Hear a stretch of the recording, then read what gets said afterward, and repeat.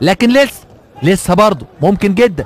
امير سعيود موهوب يلعبها بينيه، شلالي قطعت الكوره لكن تيجي تاني في منتهى الخطوره. هوبا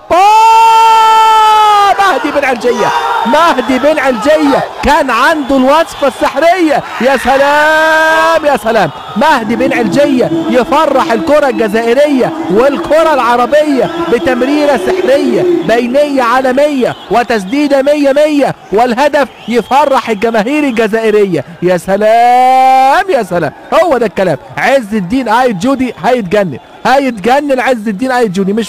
مش ممكن مدير فني على مستوى عالي جدا لكن يعني كأنه عنده الوصفة السحرية لما ينزل بن علجية، لما ينزل مهدي، لما ينزل الراجل ده يبقى كأنه عنده احساس انه هيعمل الفارق. هياخد انذار هياخد انذار طبعا مفيش كلام. ادي اللعبة شلالي، ده مش هو اللي لعبها، ده جاية هدية مجانية من الحاج ساري جوي. ادي الحاج ساري، يعني متشكرين جدا يا عم الحاج، يعني هديه مجانيه. ده طبعا ده كلام اللاعب بن علجيه والراجل اداله تسديده حلوه جدا، تسديده يعني كان فين الكلام ده من